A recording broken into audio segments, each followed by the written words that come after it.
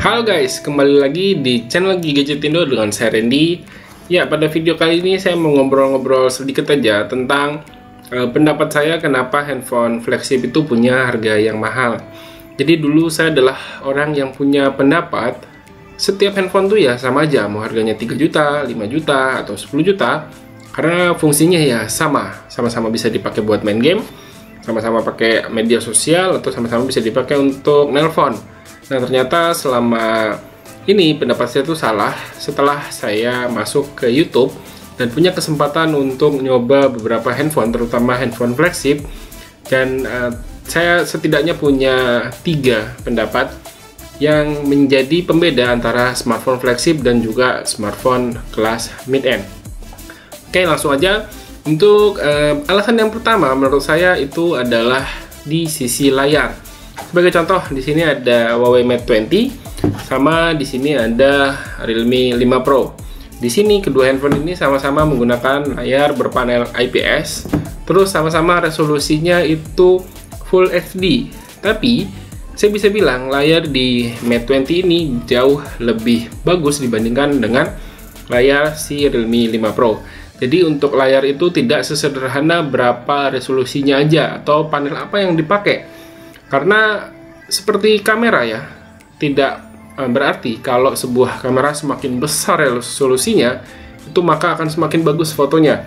Nggak sesederhana itu, banyak banget faktor. Si layar IPS yang ada di Mate 20 ini menurut saya cenderung lebih mirip reproduksi warnanya dengan layar AMOLED. Karena untuk layar sendiri menurut saya itu adalah suatu faktor yang sangat penting, yang mana setiap kita pakai HP udah pasti kita natapnya layar ya. Nggak mungkin kita kalau pakai HP natapnya itu jack audio, nggak mungkin kan. Nah, itu kenapa layar di handphone flagship itu udah pasti bagus-bagus banget. Lalu pendapat saya yang kedua, alasan yang kedua menurut saya adalah itu dari sisi feature proof. Maksudnya feature proof di sini adalah kalau kita beli handphone flagship itu setidaknya 3 tahun ke depan kita bakal masih bisa menggunakan handphone tersebut dengan kondisi optimal jika tidak rusak ya. Kalau rusak itu beda cerita lagi. Satu sisi itu berhubungan dengan performa dan satu sisi dengan dukungan update software. Ketika kita menggunakan sebuah handphone flagship itu udah pasti dapat update software yang paling duluan, paling pertama dibandingkan dengan lini-lini produk yang lainnya. Dengan update software yang cepat ini, kita udah pasti bakal menjadi prioritas, atau smartphone flagship itu udah menjadi prioritas dari sebuah brand untuk mendapatkan update software. Contohnya sendiri iPhone ya. Untuk iPhone sendiri kalau kalian tahu, itu kalau kita beli sebuah iPhone itu setidaknya mungkin bisa dapat update software, kalau nggak salah saya itu 5 kali atau 5 kali update ke depan. Nah, bayangin kalau kita menggunakan handphone flagship itu seberapa future proofnya. Jadi kalau kita bukan tipe orang yang suka gonta-ganti HP, dengan handphone flagship itu udah bisa sampai dengan 5 tahun ke depan. Nah, yang ketiga masih berhubungan dengan poin yang kedua tadi terkait dengan future proof, itu pasti berhubungan dengan masalah performa. Untuk urusan performa erat kaitannya dengan chipset yang digunakan atau spesifikasi yang digunakan. Setiap handphone flagship pasti menggunakan spesifikasi tertinggi pada tahun handphone tersebut dirilis. Dengan kita menggunakan chipset tertinggi, itu kita bakal bisa ngerasain performa yang cukup puas atau cukup enak menggunakannya ya. Contohnya ketika kalian menjadi seorang operator ya. Kalau kalian seorang operator itu biasanya adalah yang namanya nge-tweak si chipsetnya supaya punya performa yang lebih tinggi. Nah, kita contohkan ketika kita punya handphone kelas mid-range, itu kalau kita oprek itu bisa naik performanya, tapi itu nggak akan bisa naik menyaingi performa dari chipset kelas flagship.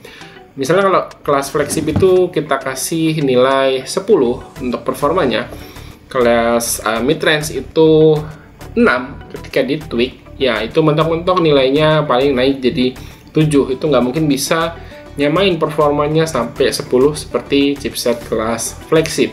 Nah, itu tadi 3 alasan yang menurut saya kenapa handphone flagship itu punya harga yang lebih mahal. Tapi dibalik itu semua, menurut saya lagi pribadi, ketika kita memilih untuk membeli sebuah handphone, pastikan kalian untuk memilih handphone yang sesuai kebutuhan, sesuai budget. Jadi janganlah untuk memaksakan membeli sebuah handphone kalau kita memang belum mampu. Karena untuk perkembangan teknologi itu sangat cepat. Kalau kita ngikutin perkembangan teknologi setiap tahun, wah itu bakal keteteran. Ya, kecuali situ Sultan ya, punya duit banyak. Nah, itu nggak masalah sih kalau kayak gitu. Iya. Jadi sekali lagi, bijaklah ketika kita akan membeli sebuah handphone, pikirkan lagi budget kita, terus kebutuhan kita seperti apa. Ya udah, gitu aja untuk video pendapat saya mengenai kenapa sebuah handphone flagship itu bisa dihargai mahal. Ya, terima kasih ya buat yang udah nonton. Silahkan like dan share video ini jika menurut kalian video ini bermanfaat. Randy pamit, sampai jumpa di video berikutnya. Yo, bye-bye.